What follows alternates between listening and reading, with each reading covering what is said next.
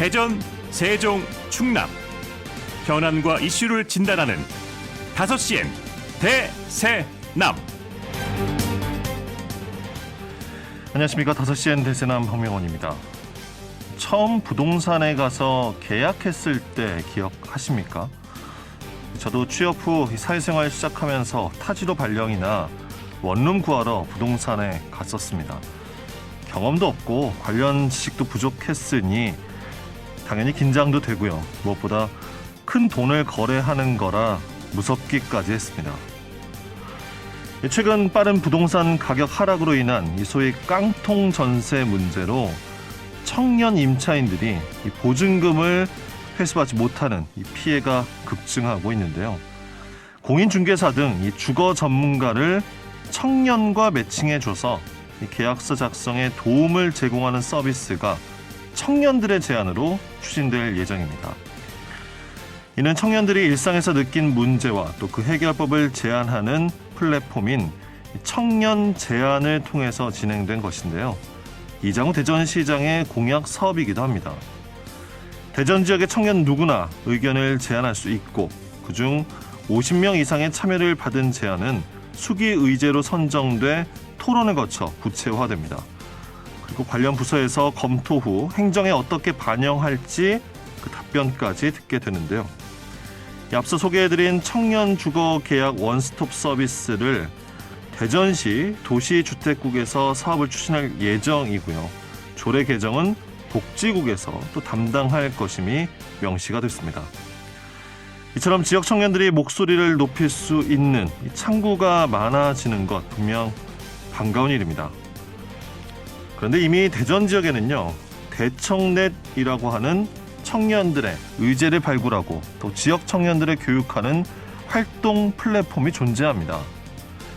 실제로 이번에 진행된 청년 제안들 역시 기존의 청년센터들이 토론에 참여하고 제안을 구체화시키는 역할을 맡고 있습니다.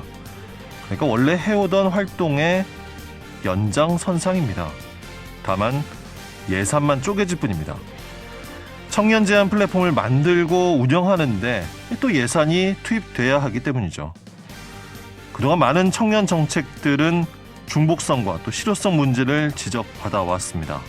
과연 새로운 플랫폼인 청년 제안이 이러한 우려와 문제점을 뛰어넘어 실질적인 결과물로 이어질 수 있을지. 청년 제안이 필요했던 이유가 그저 시장의 공약 사업이었기 때문은 아니길 바랍니다. 자, 오늘 방송은 사전에 녹음 제작됐다는 점 청취자 여러분께 양해의 말씀드리면서 1월 13일 금요일 5시엔 대세남 시작합니다.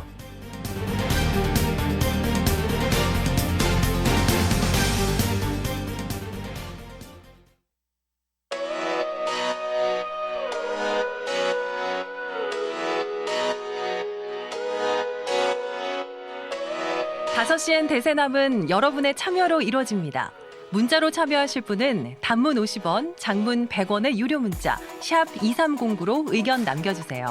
KBS 대세남 유튜브 채널과 페이스북과 카카오톡 채널은 5시엔 대세남에서 무료로 참여하실 수 있습니다. 의견 보내주시는 분들께는 모바일 상품권 보내드립니다. 여러분의 뜨거운 참여 기다리겠습니다. 네, 금요일 5시엔 대세남 키워드로 보는 뉴스 브리핑 먼저 만나겠습니다. 팟캐스트 아는 것입니다. 정진호 PD 자리했습니다. 어서 오십시오. 네, 안녕하십니까. 정진호입니다. 네, 오늘 첫 번째 키워드부터 알아볼까요? 네, 오늘 첫 번째 키워드 지원자 0명으로 정해봤습니다. 어떤 자리이길래 지원자가 0명입니까? 네, 며칠 전에는 그 공공어린이 재활병원 의사 지원자가 0명이라고 말씀드렸었죠. 네. 근데 얼마 전 지역대학이 또 위기다, 뭐 수시 경쟁률 사실상 미달인 곳도 상당하다 이런 소식도 전해드렸었습니다. 네. 그러니까 수도권 대학과 지역 대학을 이제 비교해 봤을 때 정말 큰 차이가 나고 있습니다. 네, 그런데 이제 정시 상황도 좀 심각한 것으로 나타났거든요. 입시 전문 종로학원에서 올해 대입 일반 전형 정시 모집 최종 경쟁률을 공개를 했는데요. 예체능과 종교 관련 대학을 제외한 이 전국의 208개 대학을 분석한 결과 정시 모집 지원자 0명이 낙가가요. 충남에 2개, 충북에 2개 학과 이렇게 4개 학과나 됐다고 합니다. 네. 이 전국적으로 보면은 모두 26개의 학과가 정시 모집 인원 0명인 것으로 나타났습니다. 그렇군요. 우리 지역에도 이렇게 정시 지원자 0명인 학과가 나왔다는 것인데, 그러니까 미달도 아니고요. 아예 단 한 명도 없었다는 건 이거 정말 큰일이군요. 네, 그리고 이제 더 심각한 것은요. 이 정시 모집 지원자 0명을 기록한 학과 모두가요. 이 비수도권에 있는 대학들이라고 하는데요. 계열별로 보면은 인문 계열에서 16개 학과가 정시 지원자가 없었고요. 이 자연 계열에서 그 10개 학과에 정시 지원자가 없었다고 합니다. 네. 이 인문 계열에서는 항공 관련 학과가 좀 다수 포함이 됐다고 하고요. 일부 관광학과 등에도 지원자가 없었다고 합니다. 그리고 자연 계열에서는 일부 에너지와 외식, 건축, 항공, 그리고 기계공학과, 보안 이런 관련 학과에 지원자가 없는 것으로 나타났습니다. 네. 이 최근 3년간 기록을 좀 비교를 해봐도요. 이 정시 지원자가 0명인 학과는요. 지난 2020년에는 3곳, 2021년에는 5곳에 불과했었는데 지난해는 무려 이제 23곳으로 급증을 했고요. 예. 올해도 3곳이 늘어서 모두 26곳이나 된 것입니다. 이래서 이제 신입생을 받지 못한 학과의 모집 인원은요. 그 지난해에는 258명이었지만 올해는 445명이나 된다고 합니다. 그러니까 단지 지역이라는 이유 때문에요. 그러니까 수도권 대학과 비수도권 대학 간의 격차가 이렇게까지 심해지는 현실이라면 정말 특단의 조치가 이제는 나와야 하지 않나 싶습니다. 네, 사실 장학금 늘리고 지원금 늘리고 이거 갖고 해결될 문제는 아닌 것 같거든요. 예. 이 학령 인구가 줄고 있는 가운데 이런 현상은 좀 앞으로 더 심각해질 것으로 보이기도 합니다. 이번 조사를 발표했던 종로학원 측에서도요. 이 최근 정부가 이 비수도권 대학 육성 정책 내놓고 있지만은 이게 현실적인 효과가 크지 않아 보인다면서요. 이런 현상 앞으로는 더 빠르게 증가할 수 있다.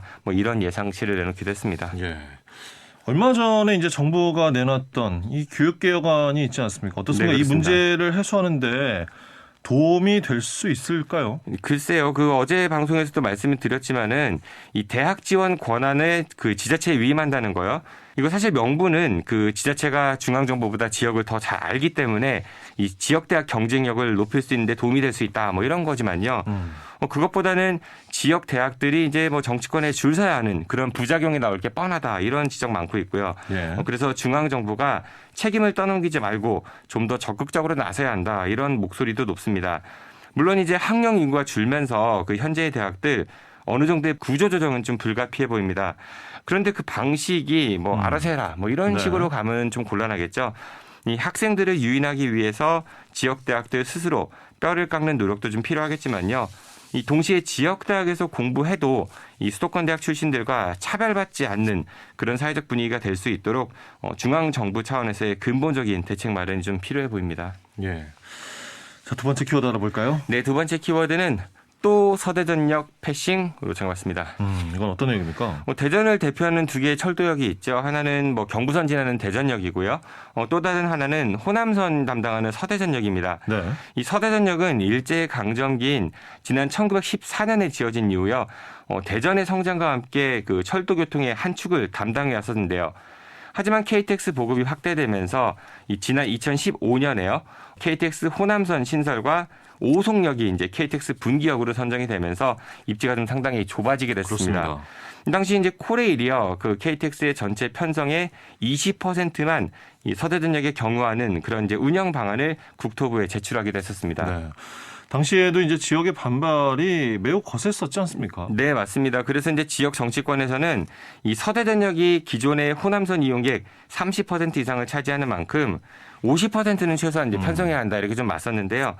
하지만 그 서대전역까지 경유를 하게 되면은 수도권에서 호남으로 가는 KTX 운행 시간이 늘어나게 된다면서요. 이 호남 정치권을 중심으로 좀 반대가 있었고 예. 결국 서대전역의 그 KTX 정차 횟수 하루 62편에서요. 18편으로 대폭 감축됐었습니다. 이렇게 정차 횟수가 줄어들면서 당연히 이제 서대전역의 입지도 줄어들게 됐습니다. 네, 참으로 좀 안타까운 일이었죠. 그런데 이번에는요, 그 수서발 고속철도 그 SRT가 또 논란의 중심에 서고 있습니다.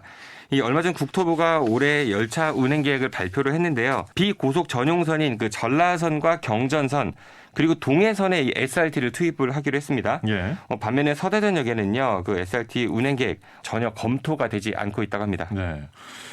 KTX 운행도 대폭 감축된 상황에서 이제 수서에서 출발하는 고속 열차잖아요. 네, 이 그렇습니다. SRT 운행이 추가가 되는 건데 여기에 서대전역은 전혀 검토되고 있지 않다. 그야말로 말씀해 주신 서대전역 패싱 이렇게 볼 수 있겠네요. 네, 맞습니다. 그래서 이제 안 그래도요, 이 서대전역을 경유하는 KTX가 좀 적어서 그동안 불편했는데, SRT마저 이렇게 패싱 당했다면서 이 비판의 목소리가 높아지고 네. 있는데요. 그러면서 교통 편리성 도모와 이 낙후된 그 서대전역 인근 상권 부활을 위해서라도 이 SRT의 서대전역 운행 반드시 검토되어야 한다. 뭐 이런 주장 나오고 있습니다. 네. 근데 이게 또 짚어볼 문제가요. 사실 이 KTX 운행 횟수가 이렇게나 많이 줄어 있는 상황임에도 여전히 서대전역을 이용하는 여행객들, 이용객들이 상당히 또 많습니다. 네, 맞습니다. 이게 열차가 많이 안 다녀도 이용객이 많은 거거든요. 이제 요즘에는 KTX 정차 횟수가 하루에 이제 13편에 불과한데요. 이용객 수는 그 호남선 역사 가운데 상위권 차지하고 있습니다. 지난 2021년 수송 실적을 보면요. 서대전역은 261만 명의 여행객이 이용을 했는데요. 이는 오송역과 광주 송정역, 익산역에 이어서 그 네 번째로 많은 승객이 이용하고 있는 것입니다. 네. 여기에다가 대전 서구 가수원이나 이제 관저지구, 뭐 도안 신도시 이런 곳에 거주하는 시민들이 좀 서대전역이 아무래도 가까우니까요. 접근성이 그렇죠. 용이해서 이 고속철도가 증편이 되면은 지금보다 훨씬 많은 그런 승객이 서대전역을 이용할 것으로 예상되기도 합니다. 예.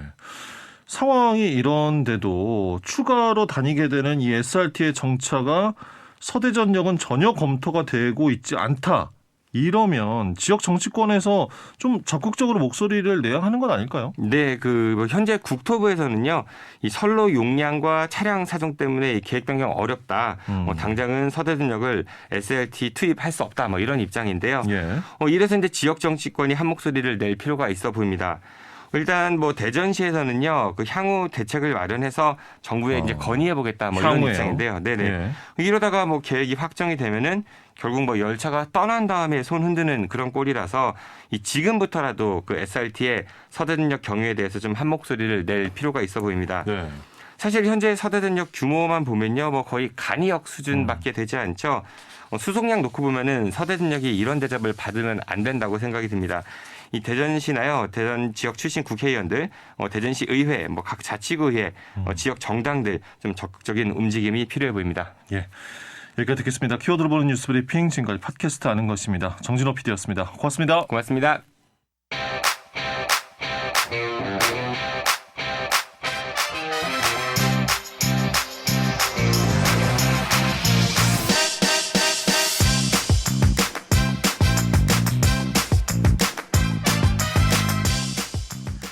네, 이어서 2주의 환경 이슈를 짚어드리고요. 또 함께 실천할 수 있는 환경 캠페인도 소개해드리는 대체남 환경 캠페인 지구를 지키는 사람들. 자, 오늘도 사회적 협동조합 혁신청의 김영진 이사장 자리했습니다. 어서 오십시오. 네, 안녕하세요. 자, 이사장님 오늘은 어떤 환경 이슈에 대해 이야기 나눠볼까요? 네, 최근에 국토교통부가 제주도 제2공항을 재추진하면서 논란이 되고 있습니다. 그래서 관련 이슈도 다뤄보고 또 네. 신공항 건설 문제에 대해서도 좀 돌아보겠습니다. 예. 국내 많은 공항들이 사실 있지 않습니까? 네, 15군데가 있습니다, 현재. 정말 많군요. 네, 그리고 앞으로 이제 추진이 계획되어 있는 공항도 10개입니다. 그래서 다 합치면 10개나 됩니까? 네, 그래서 다 합치면 이제 25개인 건데요. 예. 물론 추진 계획에 있는 공항들이 전부 다 건설될지는 아직 미지수이긴 한데 일단 계획상으로는 그렇습니다. 그러니까 큰 공항도 있고 좀 이렇게 작은 공항도 있고 그런 네, 거죠? 그렇죠. 그러니까 국제선이 있고 또 국내 공항도 있고요. 또 인천국제공항만 이제 인천국제공항공사가 관리를 하고 있고 나머지 14개 공항들은 이제 한국공항공사가 이제 관리를 하고 있습니다. 예. 먼저 재추진 얘기가 나오고 있는 제주 2공항, 네. 제2공항 이야기 나눠볼 텐데 이거 뭐 많은 분들이 또 알고 계실 겁니다. 이게 지난 정부에서 네. 환경 영향 평가를 반려하면서 사실상 이거 좀 중단된 그런 상황 아니었나요? 네, 맞습니다. 그러니까 한번 당연히 이제 반려가 됐었었고요. 일단 제주도 동쪽에 있는 서귀포시 이제 성산읍 쪽에서 만드는 이제 제2공항인데 이게 이제 뭐 여러 가지 뭐 보호종 지역들에 대한 이제 보호 문제도 그렇고 또 지역 주민분들의 이제 소음 문제도 그렇고 여러 가지 이유들로 반려가 됐는데 네. 국토교통부가 해당 반려사안들을 이제 보완하기 위해서 연구 용역을 줬습니다. 근데 이게 6개월 정도 걸렸거든요. 근데 이 6개월 사이에 이 반려사항들을 모두 다 보완해가지고 이제 환경부에 제출했다는 겁니다. 6개월 만에 모두 다 보완했습니까? 네, 6개월 만에 다 보완했다고 하는데, 근데 문제는 이 용역이 이제 전략환경영향평가서 보완 제출한 거거든요. 근데 이 보완서 내용을 국토부가 공개를 안 합니다. 왜 그렇죠? 그러니까 공개를 안 하고 그 환경부에다가 바로 제출을 한 거거든요. 그냥 그러니까 보완 다 됐다 이렇게 네, 하면서요? 그러니까 이렇게 이제 공개를 안 한 이유가 사실상 이제 내용을 엉터리로 보완했기 때문인 거 아니냐라는 게 이제 제주 지역에 이제 공항을 반대하시는 분들의 목소리고요. 이게 어느 정도 수준까지 공개가 안 된 거냐면은 제주도도 이 내용을 공개를 못 받았습니다. 네, 그러니까 제주도 지자체도 이제 이 내용을 공개를 못 받았고 네. 이 해당 사안에 대해서 이제 일단은 계속 공개를 요청하고 있는 상황인데 어떤 식으로 이제 내용을 보완했는지 좀 자세히 돌아봐야 될 것 같고 네. 간단하게 이제 뭐 보도자료 정도로만 이제 그 내용을 간추려서 공개를 하긴 했는데 보도자료를 통해서 이러이러한 내용입니다라고는 네. 했군요. 그러니까 뭐 이제 예를 들어서 그 조류와 이제 항공기 충돌 우려하는 것들 같은 경우는 조류 새에다가 이제 위치 추적기 같은 거를 부착해가지고 그 새가 이동하는 이제 높이와 비행기가 이동하는 높이가 다르기 때문에 괜찮다 이런 식으로 보완을 한 겁니다.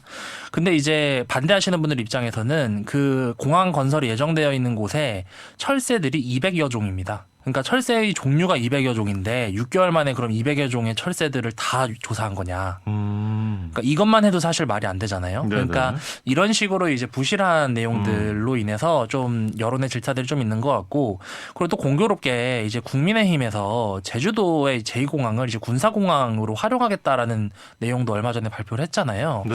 그런 상황들까지 겹치다 보니까 이제 밀실로 빠르게 추진하려고 하는 거 아니냐라는 의심의 목소리가 높은 게 사실인 것 같습니다. 그렇군요. 이러한 논란들이 계속 만들어지고 있는 상황인데 국토부 측에서는 제주 제2공항을요. 제주의 자연환경과 조화를 이루는 친환경 순수 민간 공항으로 만드는 것이다. 네. 이런 계획을 또 밝히고 있습니다. 그렇죠. 이런 계획을 이사장님은 어떻게 보십니까? 뻥이죠, 뻥. 네, 완전 뻥이다. 완전 뻥입니다. 그러니까 뭐 아시다시피 공항은 절대 친환경이 될 수가 없습니다. 일단 그 인프라를 건설하는 과정에서 생태 자원 파괴하는 건 당연한 거고요. 건설부터 시작해서요. 네, 그리고 이제 실제로 바다에 인접한 곳들 같은 경우는 바다 생태계에 영향을 주기 때문에 바다 생태계가 기본적으로 탄소를 흡수하는 것들이 블루카본이라고 하거든요. 그래서 그런 블루카본들을 훼손하는 것도 당연한 거고요. 공항 자체가 기차보다 이제 인당 이제 탄소 배출량이 20배 정도가 더 많이 배출됩니다. 그 교통수단 운영을 했을 때요. 실제로 이제 20배 정도 그 탄소 배출량이 더 많기 때문에 국내에서 특히 육지와 육지 간에 연결을 해서 이동하는 것들은 기차가 가장 친환경 교통수단이거든요. 그래서 그런 부분들의 대체제들이 분명 있음에도 이런 식으로 이제 운영한다는 게 사실 말이 안 되고 그리고 그런 추세 때문에 사실은 세계적으로는 국내선들은 다 줄여가고 있는 추세입니다. 그러니까 국제선 같은 경우는 어쩔 수 없이 이제 이동을 해야 되니까 이용은 하더라도 전 세계적으로는 좀 줄여가는 추세인데 네. 어쨌든 이제 이번 정부도 탄소 중립을 지향하긴 하는 겁니다. 근데 탄소 중립을 지향하는 정부에서 뭐 사실 저번 정부도 마찬가지긴 하지만 이 공항에 대해서는 지나치게 관대한 그런 모습들이 여전히 유지되고 있는 것 같습니다. 그렇군요. 제주 제2공항도 그렇고요. 이 밖에도 말씀해 주신 현재 이제 건설 계획에 있는 공항들도 전국에 많습니다. 네. 우리가 하나 또 짚어볼 것이 부산 가덕도 신공항. 네. 이거는 심지어 또 바다 위에 공항을 이렇게 뭘 지어서 만든다는 계획을 맞습니다. 가지고 있잖아요. 네. 제가 봤을 때는 이게 더 최악이거든요. 이게 이제 사실은 예전에 그 부산에서 보궐선거가 있었을 때 전 정부에서 이제 무리하게 추진을 한 겁니다. 그래서 2030년 이제 부산시에서 엑스포를 유치하는데 그렇죠. 네. 필요하다라는 얘기인데 뭐 예전에도 한번 언급하긴 했었는데 이 건설 기간이 길기 때문에 부산 엑스포가 2030년에 예정이 되어 있잖아요. 그것도 유치를 한다면은. 네. 근데 아직 유치 확정된 게 아니잖아요. 네, 확정이 안 이거는. 됐는데 네. 이제 이걸 추진한 겁니다. 근데 건설이 2030년 이후에 건설이 될 가능성이 굉장히 높습니다. 명분을 전혀 맞추지 못하는 그러네요. 내용이기도 하고요. 아까 네. 말씀하신 대로 바다 위에 건설한다고 했는데 이 지역 자체가 지반이 굉장히 약합니다. 바다 위에 건설하더라도 이제 지반을 고려해야 되잖아요. 네. 그랬을 때 이제 건설 비용들이 당연히 높아질 수밖에 없고, 그리고 사실은 이제 더 고려해야 되는 게 이게 2030년 이후에 만들어지는 거잖아요. 근데 지금 전 세계적으로 해수면이 굉장히 빠르게 올라오고 있습니다. 그러니까 빙하가 이제 녹는 속도가 점점 빨라지고 있는 거고, 이것도 아마 우리 코너에서 한번 다루면 좋을 것 같은데, 빙하는 사실 녹으면 녹을수록 빨리 녹습니다. 아, 속도가 가속도가 네, 그러니까 거대한 빙하가 이제 쪼개지면서 녹잖아요. 근데 예. 얼음 같은 경우도 큰 얼음이 녹는 거랑 작은 얼음이 여러 개가 녹는 거랑 확실히 속도가 다르잖아요. 면적이 달라지니까. 네, 맞습니다. 물에 닿는 면적이 많아지기 때문에 빙하는 점점 빨리 녹습니다. 그래서 지금의 해수면보다 더 빠르게 올라갈 것이다라는 게 대부분의 과학자들의 예측인데, 그랬을 때 해양 위에 건설하는 이 가덕도 신공항이 과연 2030년 이후에 안전할 것이냐. 그러네요. 네, 이런 사실 미래지향적인 고민들도 건설할 필요한 때도 상황입니다. 안전하게 지을 수 있을지도 의문이고 네. 이후에도 과연 안전한 시설이 될 수 있을까도 의문이네요. 네, 사실상 여러 가지가 문제라고 보여지고요.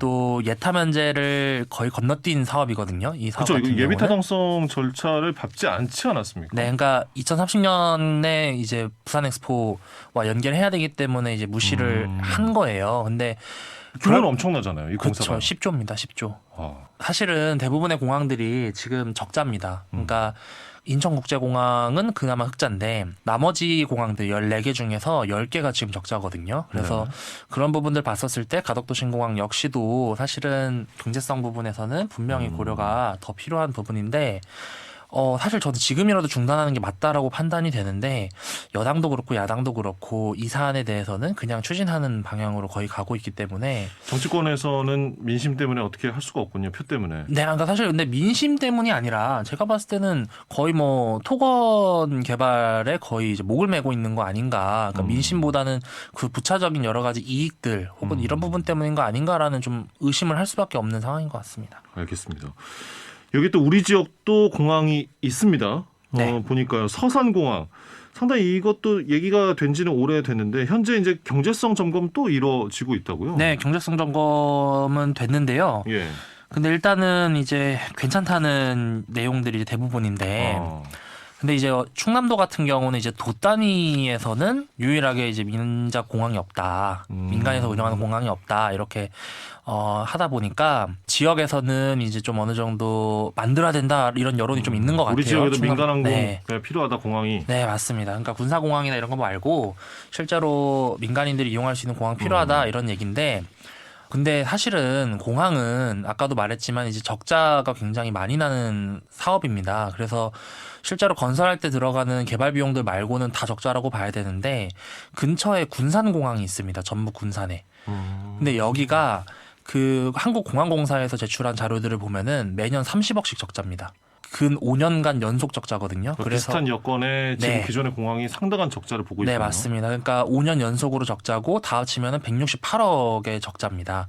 근데 그 적자를 이제 세금으로 사실상 메우는 거죠. 네, 네. 근데 서산공항이라고 다를까요? 제가 봤을 때는 비슷할 것 같거든요. 그리고 어쨌든 이제 충남도에 있으신 분들 같은 경우는 인천국제공항이나 다른 공항들을 또 이용하시는 분들이 있으실 거기 때문에 또 더 가깝잖아요. 그렇죠. 그래서 그런 부분들이 고려가 되면 사실상 경제성은 거의 없다라고 봐야 되는 사업인데, 일단은 이것도 정치적으로는 좀 추진이 되고 있는 사업으로 봐주시면 될 것 같습니다. 네. 이런 신공항 건립, 공항을 이게 새로 짓는 문제들 다른 국가에서 좀 그래도 뭐 지역에서 여론들이 나올 거 아니에요. 그럼 어떻게 네. 좀 대응을 하고 해결하고 있나요?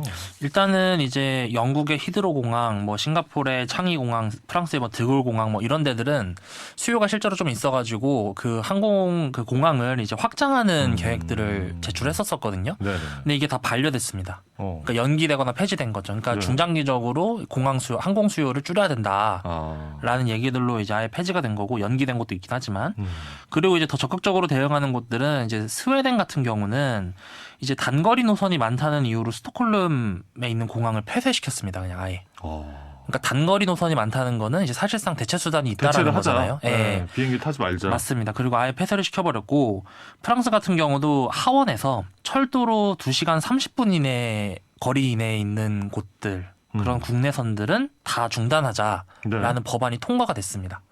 그러니까 철도로 2시간 이내에 갈 수 있는 곳들은 공항 노선으로 하지 말자. 항공 노선을 운영하지 말자라는 겁니다. 그러니까 이게 법안으로까지 지금 통과가 됐다는 맞습니다. 거죠. 네. 그러니까 이제 아까도 잠깐 말씀드렸지만 국제선이나 뭐 이런 부분들은 특히 우리나라 같은 경우에는 이제 좀 고립되어 있잖아요. 그래서 당연히 바다를 건너야 되는 것들은 뭐 어쩔 수 없는 건데 철도로 실제로 갈 수 있고 또 빨리 갈 수 있는 곳들 간에 이런 공항 노선이 굳이 필요하냐라는 것들을 좀 잘 보면 좋겠고, 그리고 이제 사실은 이게 국제적으로 계속 줄여나가고 있는 추세인데 아직까지 문화적으로 활성화되는 안 됐는데 이렇게 단거리 노선들로 공항을 이용하는 것을 좀 부끄러워하는 문화가 생겨야 된다라는 목소리도 생기고 있습니다. 그래서 마치 최근에 뭐 일회용품을 많이 쓰면은 좀 부끄러워지는 문화가 좀 생기고 있는 것처럼 네, 네. 그런 이제 항공 수요를 줄이기 위한 그런 문화적인 활동들도 필요한 거 아니냐라는 얘기가 우리의 인식도 나오고 좀 있습니다. 바뀌어야겠고요. 네, 이런 것들을 맞습니다. 꼭 뭐 선거 때나 이렇게 좀 이용하는 그런 정치권의 행태 좀 사라졌으면 좋겠네요. 그렇죠. 그러니까 뭐 공항 오지라는 표현이 있더라고요. 그러니까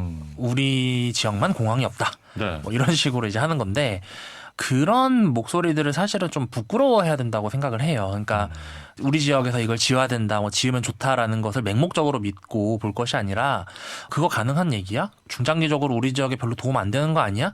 이런 식으로 좀 의심의 논소리로 적어도 보는 게 필요할 것 같고요.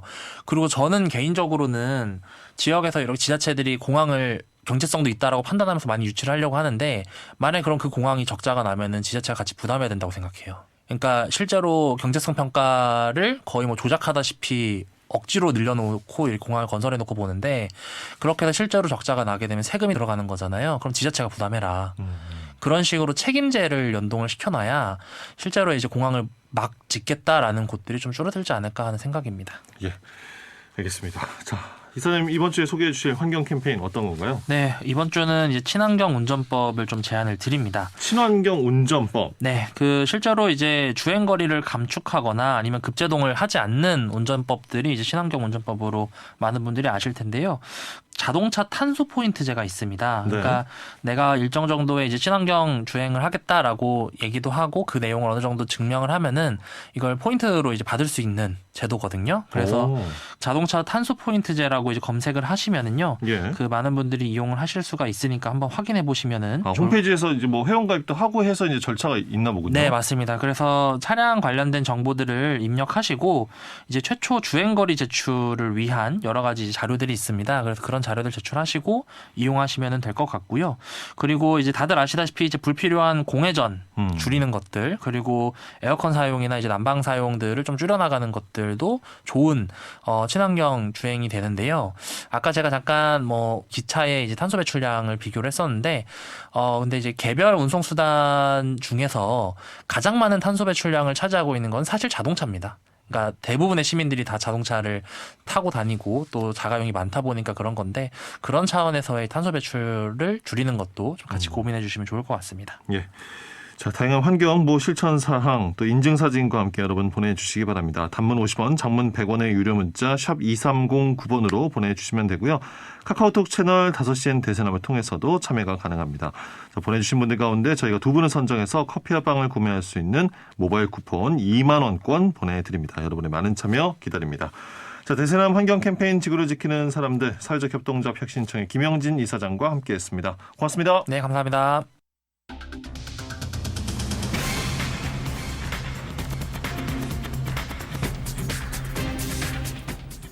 다섯 시엔 지역의 이슈와 현안을 진단합니다.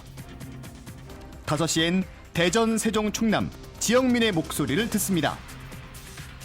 5시엔 시사라디오, 5시엔 대세남이 있습니다.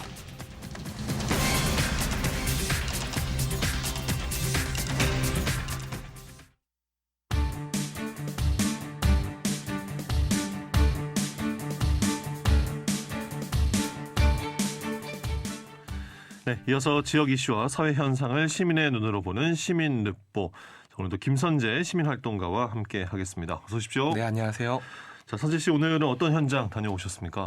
네, 1년 중 가장 춥다는 절기인 소한이 지났지만 여전히 추위가 쉬이 가시지 않고 있는데요. 이렇게 맹추위가 찾아올 때마다 늘 마음 쓰이는 분들이 있습니다. 독거노인, 쪽방 거주민, 기초생활수급 가정 등 우리 사회의 취약계층이 바로 그분들입니다. 특히 올해는 치솟는 물가와 유가 상승으로 식사와 난방을 해결하기에도 어려움을 겪고 있는 현실입니다. 그래서 오늘은 우리 지역 취약 계층을 찾아 어떻게 지내고 계신지 직접 돌아보고 왔습니다. 먼저 나가본 곳은 아침 6시, 아직 해도 뜨지 않은 캄캄한 어둠 속 우리 지역 아침 식사 나눔 현장이었습니다. 돼지고기 두루치기 볶고 있는 건데. 두루치기 볶음요? 예, 저거는 국 끓이고 있고요. 여기는 지금 밥이하고 있고요. 다 세 개 다. 매일 이렇게 돌아가면서 하시는 거예요? 같은 분이? 여기에 지금 입소해 있는 분이 11명이 있습니다. 11명이 있는데 이제 이분들은 여기에 입소해서 지금 자활하시는 분들이고 그분들이 아침에 내려와서 봉사를 하고 또 매일 반찬을 만들어서 주죠. 지금 이제 듣고 있는 소리가 이제 음식 조리하시는 소리잖아요. 도시락 나눔 현장 어떤 모습입니까? 네, 제가 찾아간 곳은 우리 지역에서 25년째 아침 식사를 무료로 나누고 있는 나눔의 집입니다. 대전 동구 삼성동에 위치한 이곳은 하루도 거르지 않고 매일 아침 식사를 준비해 이웃들과 함께 나누고 있습니다. 정부의 지원 없이 오직 후원과 자체적인 모금으로 운영되는 곳인데요. 예, 이렇게 많은 분들이 정성 들여 만든 도시락을 나눠드리고 있습니다. 그렇군요. 자, 좋은 하루 되세요. 자, 좋은 하루 되세요. 도시락 하나 갖다 드리세요. 거기 오시지 말라고 그러고. 자, 좋은 하루 되세요. 예, 자, 할머니 이거 할아버지 드리시고요. 예, 좋은 하루 되세요. 오늘 도시락이 안 남습니다. 죄송합니다. 예, 도시락이 안 남아요. 수고하세요. 네, 들으셨듯이 도시락을 나누며 서로에게 좋은 하루 되세요라고 인사를 나누는데요. 따뜻한 온정과 나눔 그리고 평화가 가득한 현장이었습니다. 예. 코로나 이전에는 80명씩 찾던 이곳이 지금은 조금 줄어 60여 분 정도 찾고 있는데요. 주변 쪽방에 거주하는 노인분들과 노숙하는 분들이 주로 찾고 있습니다. 아유, 아침에 춥지 않으세요, 나오시기? 뭐 춥기야 하지만은 첫째는 이제 배가 고프기 때문에 이제 와야 하고 아침 식사는 그냥 여기서 이렇게 때우고 일주일에 3일간 점심 주는 데가 있고 또 그쪽에 가면 일주일에 한 번씩 주는 데가 있고 그걸로 그냥 하루에 2차례 먹을 수도 있고. 여기 아침 식사하러 오신 지 오래 되셨어요? 예, 조금 됐습니다. 기다리고 계시면 그래도 힘들거나 하지 않으세요? 그냥 힘드는 거 없어요. 그냥 뭐 운동 삼아 왔다 갔다 해요. 농사마 식사 이렇게 아침은 여기 나눔의 집에서 하시고 점심이나 또 저녁은 또 어떻게 해결을 하세요? 점심은 집에서 먹고 또 목요일 날은 밥 주는 데 있어요. 점심 주는 데 있어요. 네, 주로 노인분들이 드시는 도시락이기 때문에 고기 반찬은 잘게 썰어드리고 있는데요. 이분들 가운데는 추운 겨울 난방 없이 생활하고 있는 분들도 많으셨습니다. 예. 코로나에 걸려 전혀 바깥 출입도 못하고 식사 해결이 어려웠던 이야기도 들었는데요. 이런 나눔의 손길이 이분들에게는 큰 힘이 된다고 전했습니다. 네. 코로나에 걸렸어요. 아이고. 그래 어디 갈 데도 못 가고. 그러면 코로나 걸리고 할 때는 이렇게 밖에 나오시질 못하니까 오늘 식사를 첫째 어떻게 하셨어요? 또 그때 나름대로 어디서 누룽지도 이제 얻어다 놓은 게 있고 해가지고 그렇게. 올 겨울을 어떻게 춥진 않으세요? 어떠세요? 노인들은 식구가 없으니까 아이고, 이부자리만 두고 와이 밑에 깔고 위에 깔고 탁 누워 있으면 그 온도가 변함이 없고 참 좋은 거예요. 따뜻하게 계셔야죠. 감기라도 걸리면 어떡합니까? 안 추워요. 이 밑에 많이 깔고 예. 위에 많이 덮고 딱 누워 있으면 온도가 딱 맞는 거라요. 항상 감사하지요. 정윤 집사님이 너무 잘해주시고 또 여기 목사님 잘해주시고 이래서 항상 여기 다녀도요. 마음 편안하게 옵니다. 근데 이곳 이 나눔의 집에서 이 아침 식사 도시락을 만드는 봉사자분 역시 한때 노숙 생활 하셨던 분이라고요. 네, 그렇습니다. 나눔의 집에 함께 생활하며 자활 과정을 진행하고 있는 분입니다. 올해로 4년째 일을 하고 계신데요. 본인이 가진 마음의 상처에도 불구하고 스스로 어려움을 겪어보았기 때문에 더 뿌듯한 마음으로 봉사에 참가하고 있다고 얘기하시더라고요. 나눔의 집 봉사자 황인동 씨의 얘기입니다. 네. 내가 힘든 과정을 겪었기 때문에 하면서도 어떤 뭐 어렵다는 그런 상황보다도 이렇게 봉사할 수 있는 그런 기회가 주어지고 긍정적으로 재미있게 정을 나누고 여기에 이제 소속감을 가지고 이렇게 있다 보니까 하루하루가 즐겁고 보람되고 또 미래를 향해서 자활의 꿈을 닦고 있습니다. 예. 그런데 이제 최근 물가가 너무도 많이 오르지 않았습니까? 이로 인해 어려움을 크게 겪는 곳 중 하나가 이제 무료 급식소일 텐데요. 나눔의 집처럼 뭐 정부나 지자체의 지원을 받지 않고 뭐 후원에만 의존해서 운영되는 민간 단체라면 어려움이 더 크지 않겠습니까? 네, 그렇습니다. 취약계층들을 위해 무료 급식소를 운영하는 곳마다 하루하루 내일을 걱정하는 수준이라고 이야기하고 있습니다. 그런데 매일 길게 늘어서 있는 줄을 보면 무거운 마음을 느끼면서도 요즘 같은 때에 맛있게 밥을 지느라 애써줘서 고맙다 이런 말을 들으면 이 활동을 계속할 수밖에 없다고 이야기합니다. 예. 나눔의 집 정윤희 집사에게 말씀을 들어봤습니다. 네. 40에서 50%가 올랐어요. 실제로 제가 이제 물품 구입을 다 하다 보니까 너무나 이제 피부로 느끼는 게 단무지 무침 하나가 9,800원이었습니다. 근데 13,800원 어제 들어온 거 보니까 13,800원 들어왔어요. 기름 같은 거는 지금 아침 다른 때는 7시 정도는 가동을 했었어요. 근데 올해부터는 너무 압박이 심하니까 10시에 가동합니다. 3시간 늦춰도 10시에 가동하니까 춥지요. 그런 점들이 최고 이제 힘든 부분들입니다. 이 나눔의 집은 완제품보다는 이렇게 식재료를 구매해서 반찬을 만들어 비용을 아끼고 계시는 거고 또 보일러 가동까지도 이렇게 최대한 아끼시면서 운영하고 계시는군요. 네, 어떤 급식소에서는 잠깐 운영을 중단하기도 하지만 예. 이곳 나눔의 집에서는 도저히 중단할 수가 없다고 합니다. 저희는 이제 이렇게 마이너스 예산에 마이너스가 되거든요. 그 마이너스 부분을 목사님 봉급도 채우고 이렇게 해서 또 저희들이 뭐 십시일반 진짜 뭐 봉사비들 조금씩이라도 주봉사자들한테 담배값 정도라도 주던 것을 다 줄이고. 네, 들으셨듯이 봉사하는 분들이 십시일반으로 후원금을 모아가며 어렵게 절약하며 운영 중인데요. 나눔의 집 홍택주 목사는 98년 IMF 이후 인력시장에서 일을 구하는 일용직 노동자들에게 식사를 제공하며 이 일을 시작했습니다. 예. 어렵지만 나눔의 원동력이 되는 이유를 이렇게 이야기했습니다. 또 25년이나 이어오시는 그 원동력이 있으실 것 같습니다. 그건 이제 우선은 일단 이분들이 계속해서 필요하니까 오시니까 두 번째는 또 우리가 이 일을 혼자 사는 것이 아니라 또 주변 지역사회에서 자원들이 늘 함께 동참해주고 하니까 같이 힘을 하니까 오게 된 것이죠. 마음과 정성을 나누는 것만으로도 이 추운 겨울을 나고 있어 어려운 이웃들에게 이제 조금이나마 위로와 희망을 전할 수 있을 거고요. 다른 현장 또 다녀오셨다고요? 네, 다음으로 찾은 곳은 거동이 불편한 이웃분들에게 도시락을 전달하고 있는 도시락 배달 봉사 현장이었습니다. 중리종합사회복지관은 93년에 봉사를 시작하여 올해로 30년째를 맞이했습니다. 이곳에서는 무료급식 100여 분, 밑반찬 배달 50여 분, 도시락 배달 40여 분 정도로 매일 200여 분이 넘는 이웃분들에게 봉사하고 있는데요. 예. 그 현장을 찾아가 봤습니다. 어머니! 복지관에서 왔어요. 예! 안녕하세요. 오랜만이에요. 오랜만이야. 네. 또 같이 계시네요. 아니요, 동생 왔어요. 왜? 나 저기 어제 가니까 엄청 저 없었어요. 어머니가 주신 미리 잘 먹었어요. 항상 감사해요. 잠깐 들어갈게요. 잠깐 실례하겠습니다. 참 반가워하시네요. 네, 이 가정에는 나이 드신 어머니와 장애를 가진 아드님이 함께 지내고 계신데요. 어머님은 젊은 시절 공사판 노동 10년에 식당 조리원 30년 등 주로 몸을 사용하는 노동을 하셨다고 해요. 새해에는 그저 더 아프지만 않기를 바란다고 하셨는데요. 최근에는 장애인 아들이 다니는 시설에 식사비도 올라서 걱정이 이만저만 아니라고 합니다. 예. 조만간 명절이 돌아오지만 찾아갈 곳도 찾아올 사람도 없다며 쓸쓸함을 표시했는데요. 그나마 복지관을 비롯한 유관기관에서 사람들이 찾아올 때 집안에 활기가 돈다고 합니다. 그 요즘에 또 물가도 많이 오르고 해서 어렵죠. 아니, 나 혼자 먹고 살으면은 복지관에서 가져놓은 것만 해도 실컷 먹고 사는데 아들이 장애 아들이 있어요. 그래도 이렇게 복지관에서 찾아오시는 게 도움 되실 것 같아요. 그러면 되죠. 아유, 복지관에서 얼마나 줘가는데요.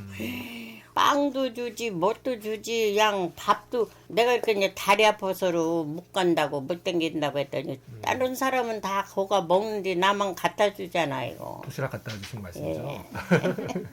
복지관이야 말할 것도 없어. 도시락 가져오는 그 봉사자분들 보면 반가우세요? 어떠세요? 그러면 그 춘날도 그냥 와서 걸어놓고 가도 되는데 걸어놓고 문을 똑 누르고 가더라고. 그러면 이제 갖다 먹고 내가 이제 없을 때는 뭐기다 걸어놓고 가고. 우리 개 있을 때는 개도 뭐 운동 시켜주고 했는데요. 강아지도 산책시켜주시고. 예, 간식도 갖다 주고 그랬는데 뭐를 더 바래요.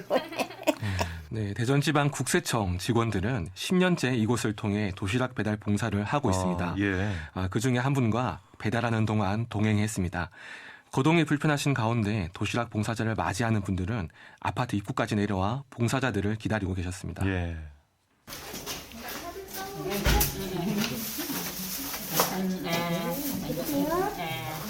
안녕하세요. 시간이 되니까 나와서 기다리고 계셨나봐요. 여러 가지 경우가 있어요.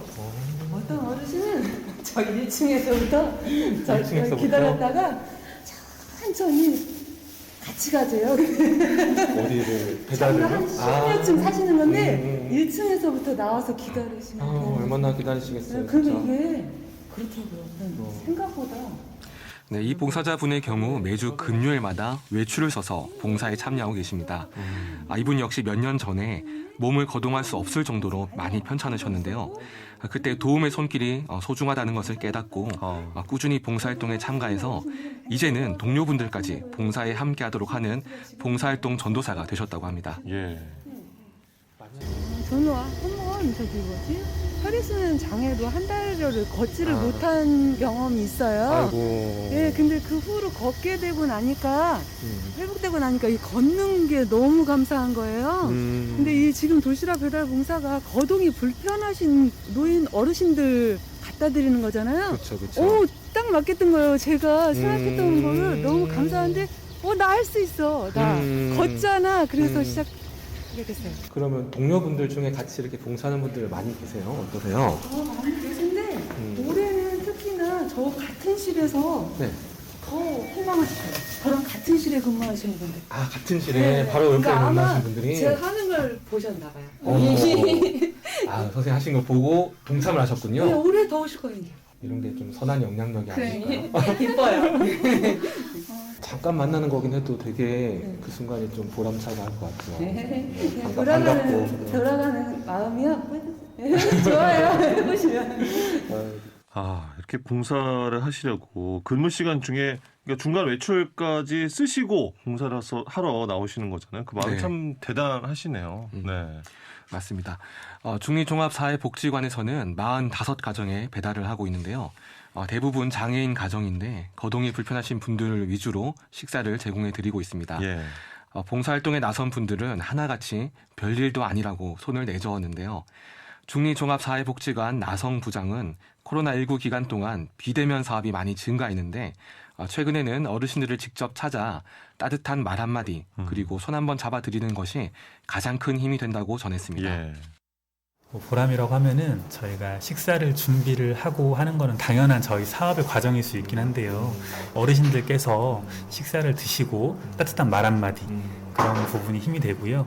그리고 도시락을 할 때 또 많이 필요한 게 있거든요. 주변에서 뭐 지역사회에 있는 뭐 기업체라든지 아니면 시장이라든지 그런 데에서 쓸 수 있는 재료들 많이 후원해 주세요. 뭐 양파라든지 그런 쌀 같은 것도 주시고요. 그런 걸 통해 가지고 주변에서 많은 관심 갖고 있구나라는 부분에서도 그런 걸 느꼈을 때 큰 보람을 느끼고 있습니다. 네. 실제적으로 현재 현장에서는 자원봉사 하시는 분들이 많이 부족하시거든요. 부족해요. 네. 특히나 코로나19를 겪으면서 이렇게 비대면 사업들이 좀 증가를 하고 있고 그 어르신 같은 경우에는 따뜻한 말 한마디 그리고 직접 찾아오셔가지고 손 한번 잡아주시는 게 큰 힘이 되거든요.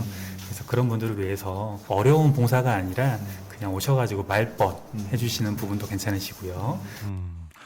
어려운 시기이지만 이 봉사와 후원이 이렇게 이루어지고 있다는 것이 다행이면서도 한편으로는 이 같은 봉사나 후원이 잘 이루어질 수 있도록 개인도 그렇지만 뭐 중앙정부나 지방정부 또 기업 등의 지원이 더해졌으면 하는 그런 생각도 듭니다. 그런데 이제 또 이 추운 겨울 걱정되는 곳 지역에서는 쪽방 주민들이 또 계시지 않습니까? 맞습니다. 그래서 끝으로 찾은 곳은 대전역 앞 역전 1길, 흔히들 대전역 쪽방촌이라고 부르는 곳입니다. 예. 13제곱미터 남짓한 방에는 창문이 없는 곳도 허다합니다. 전기가 들어오지 않거나 보일러가 들어오지 않는 곳도 많습니다. 혹한기와 혹서기에는 그야말로 생존의 위협까지 느낄 정도로 주거하기에 부적절한 곳인데요. 그럼에도 경제적으로 어려운 형편 때문에 쪽방촌을 떠나서 적절한 주거 환경을 찾기가 어려운 이들이 모여 살고 있습니다. 예. 이곳에서 20년간 생활한 올해 75세 정태영 어르신을 만났습니다. 지금 여기 예. 생활 이렇게 20년 하셨는데 예. 아유, 그래도 지금 겨울이고 춥잖아요. 예. 생활하기는 좀 그래도 어떠셨어요? 네. 아무래도 추워도 이제 추우면 또 옷을 많이 입어야 되고. 식사는 어떻게 이제 잘하세요? 식사는 조금 밥맛 없으면은 이제 중앙시장서 한 끼씩 사 먹고 또 이제 뭐 급식도 얻어 먹고 구청 같은 데서도 보면은 이렇게 일주일에 한 2번씩 이렇게 막 3번씩 배달도 하고 그러는 거예요. 네, 제가 만나본 정태영 어르신은 말쑥하게 차려입으신 노신사였는데요. IMF 이전까지는 전라도에서 20명 정도를 고용하며 사업을 운영하던 사장님이셨다고 합니다. 97년 IMF 때 사업 실패를 겪은 후 가족들마저 뒤로하고 쪽방 생활을 시작하셨다고 하는데요. 물론 여러 곳에서 많은 지원을 하고 있지만 실질적으로 이분들에게 필요한 건 식사 지원이라고 하셨습니다. 뭐 다른 거 뭐 일단 제일로 지원해 준 것은 이 밥 아니면 없어요. 밥이요? 옛날 뭐 60년대나 그런 시대 같은 게 아니고 지금은 옷 같은 것도 잘 나오잖아요. 뭐 정동 뒷골목에서 추워서 누가 죽었다는 소리는 안 들어봤어요. 그러니까 먹는 것을 지원해 주는 것이 도움이 많이 되지요. 네, 태어날 때부터 이곳에서 사신 69세 허승 어르신도 만났는데요. 최근에는 다리뼈마저 부러져 꼼짝없이 6개월째 누워서 지내고 계셨습니다.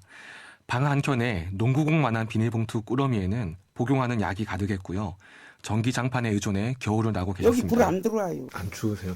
전기장판 같은 거 깔고 자죠. 전기장판. 다리는 언제 다치셨어요? 다리 부러졌어요. 어쩌다가 다쳤어요? 혹시 뭐 미끄러지셨어요? 운동하다가 팍 자빠져서 미끄러졌지. 다친 지 오래됐죠. 몇 개월 됐죠. 몇 개월 되셨다고요?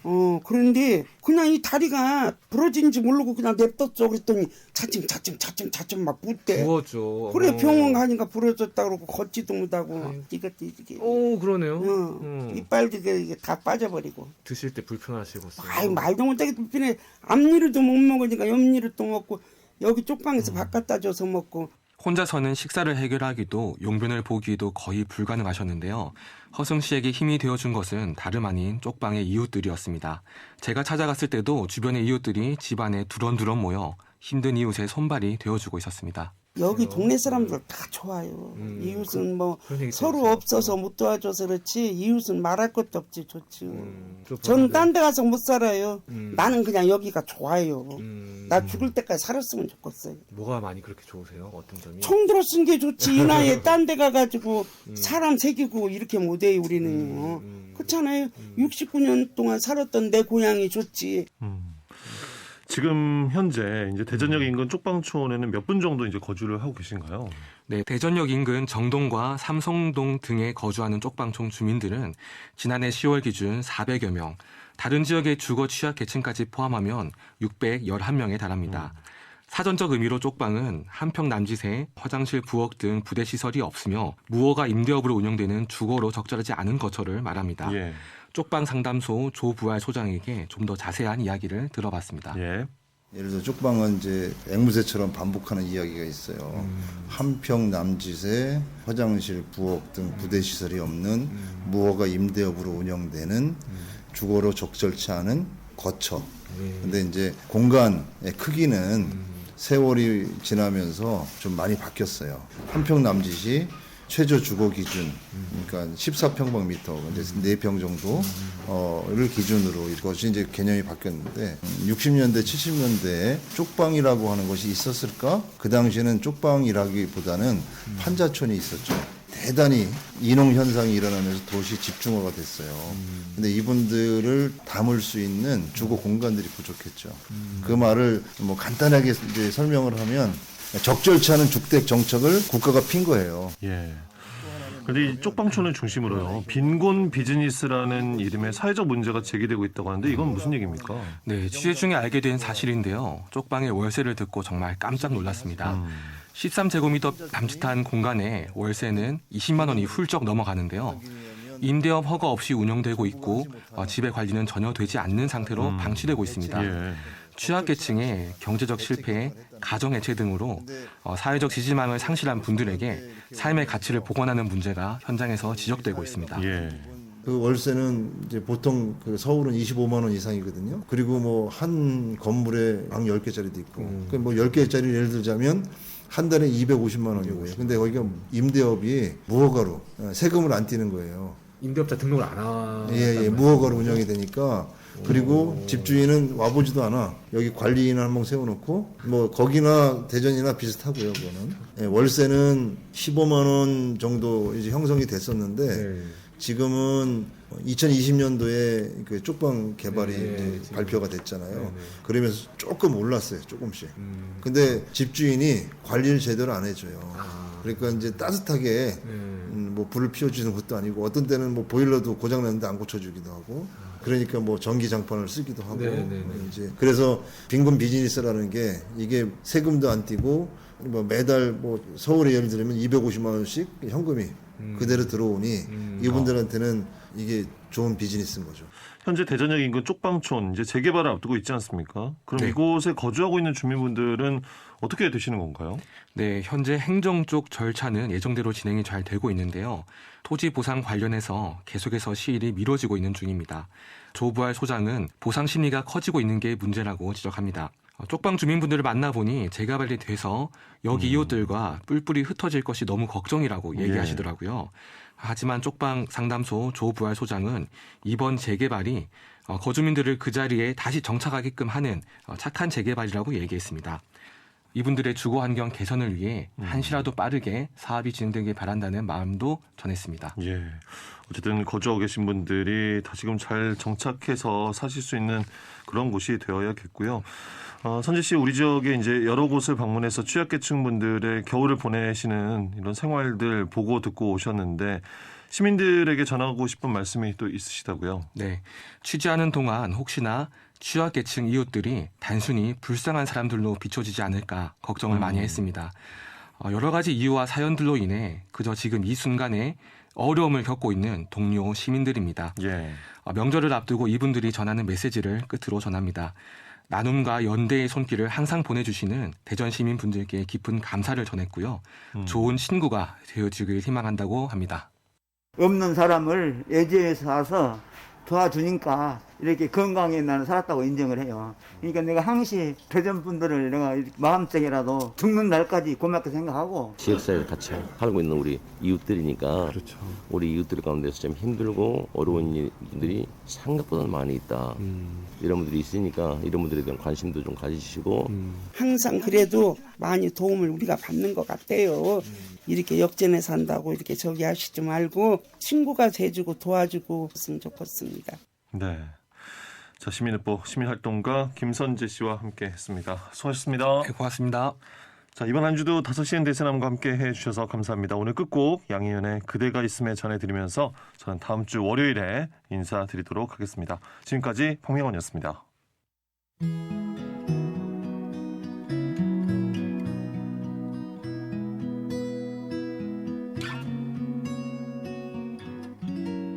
자그만 개울이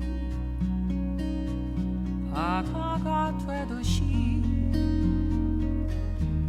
우리의 사랑도 언젠간 그렇게 거칠은 돌들이 둥글게 되듯이 우리의 사랑도 그렇게 되겠지.